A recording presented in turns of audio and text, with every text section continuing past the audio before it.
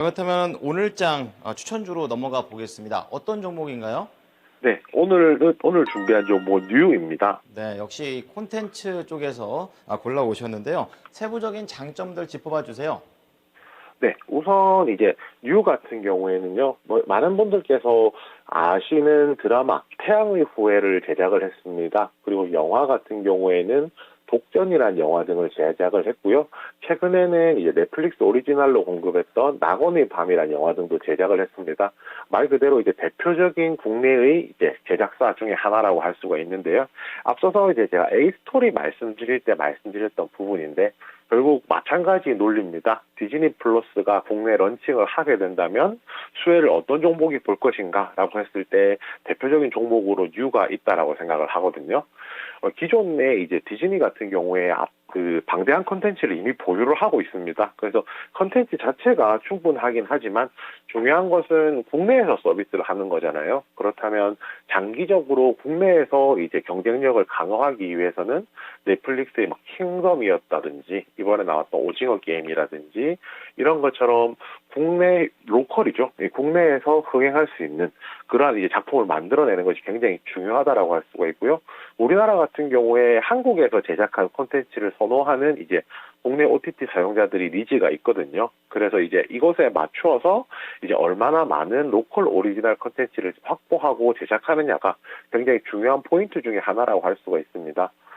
그리고 그런 관점에서 현재 디즈니 플러스의 로컬 콘텐츠 제작사로 알려져 있는 뉴 같은 경우에는 굉장히 좀 의미가 있다라고 할 수가 있는데요. 정확하게는 뉴가 아니라 뉴의 자회사인 스튜디오 앤 유라는 회사가 이제 굉장히 중요하고요. 이 스튜디오 앤 유가 그 텐트폴 드라마인 무빙이라는 작품과 강다니엘이 주연하는 너와 나의 경찰 수업이라는 이제 작품을 제작해서 공급할 것이라고 예상이 되는데요. 그리고 중요한 것은 여기에다가 디즈니와 이제 장기 파트너십 계약 체결을 맺어놓은 상황입니다. 이 장기 콘텐츠 파트너십이라는 것이 5년 동안 오리지널 콘텐츠나 시리즈를 지속적으로 제작해서 납품을 하겠다는 것인데요. 어떻게 보면은 유대관계가 굉장히 강한 것이라고 볼 수가 있거든요. 아시다시피 넷플릭스 런칭을 통해서 이 실적 성장을 이뤄냈던 국내 A 스토리라든지 스튜디오 드래곤이라든지 이런 제작사들하고 비교를 해서 한번 생각을 해본다면 이 정도로 단단한 이제 파트너십을 가졌던 회사는 없었다고 보입니다. 그래서 이제 이번 파트너십의 영향력이 어느 정도가 될지는 충분히 가늠을 해볼 수 있을 것이라고 생각하고요. 핵심은 이건데요. 이 스튜디오 앤 유라는 회사가 비상장 회사거든요. 이 자회사가 비상장 회사이기 때문에 주식시장에서 관심을 받을 수 있는 종목은 뉴로 쏠리게 된다는 것입니다. 결국은 이제 스튜디오 앤 유가 잘 될수록 뉴의 이제 시장의 수급이 쏠리기 때문에 이 부분이 굉장히 좀 중요할 것이라고 생각을 하고요. 이뿐만이 아니고요. 뉴 같은 경우에는 본업인 이제 영화 제작에 있어서도 굉장히 활발한 행보를 보여주고 있습니다. 한 11편 정도가 지금 예정이 되어 있는데, 유명한 연예인들이 많이 나오게 될 것 같아요. 인젤이라든지 특송, 그리고 마녀 1위 흥행하면서 마녀 2편까지도 현재 제작을 하겠다라고 발표를 했거든요.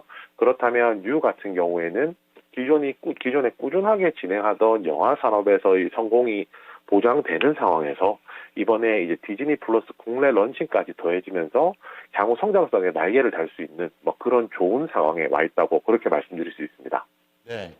자, 지금 뉴는 8월에 8,380원까지 내려가면서 이제 저점을 기록했었고, 이제 그 이후에는 지금 최근에 8월부터 9월 사이에 좀 상승을 하면서 중기 상승 추세를 회복하는 구간에 들어가 있습니다. 오늘도 5% 이상의 강세 흐름을 보여주고 있는데요. 가격 전략은 어떻게 가져갈까요? 네, 우선 이 종목 같은 경우에는 이제 전 고점이 4월 30일에 있었던 15,000원이었고요. 이 15,000원까지 찍고 빠지게 된 내용 자체가 디즈니 플러스랑 이제 5년 장기 컨텐츠 계약 맺은 것이 이제 루머가 팩트가 되는 그 순간이 되면서 주가가 빠졌던 것이거든요. 그런데 이제부터는 이제 빠진 내용은 결국 이겁니다. 이제 기대감이 꺼졌다라는 건데 이제부터 디즈니 플러스가 국내 런칭이 된다라면은 납품을 하게 될 것이고요. 그에 따라서 시청률이라든지 이런 걸로 평가받을 수 있기 때문에 그 자리까지 다시 올라가야 된다는 게 제 생각이거든요. 그래서 목표가는 15,000원이고요. 손절가 같은 경우에는 지금 최근에 보면은 날짜가 잠시만요. 7월 20일이네요. 7월 20일 고점 부근으로 보았을 때 이 가격 밑으로 내려가게 되면은 매물이 많이 쌓여 있어서 추가적으로 주가가 반등하기에는 이제 기회비용이라는 것이 많이 작용을 하게 되거든요. 그래서 손절가는 11,000원으로 정했습니다. 네. 자, 지금까지 신한금융투자 이호석 PB의 의견을 들어봤습니다. PB님 잘 들었습니다. 네, 감사합니다. 네.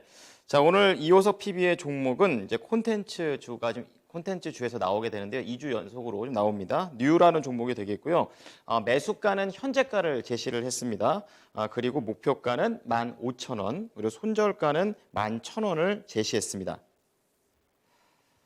자, 지금 1시간 동안 시장 상황이 약간은 좀 탄력이 줄어든 모습입니다. 수급에서는 변화가 없습니다. 코스피는 외국인과 기관 동반 매수, 그리고 코스닥은 개인 혼자 방어를 하고 있는 그런 상황이 될 텐데요. 지금 코스피 같은 경우에 0.3%대로 약간 탄력이 줄어드는 모습이고요. 코스닥 같은 경우에는 0.05% 약보합권으로 다시 반락을 했다라는 부분 체크를 해드리겠습니다.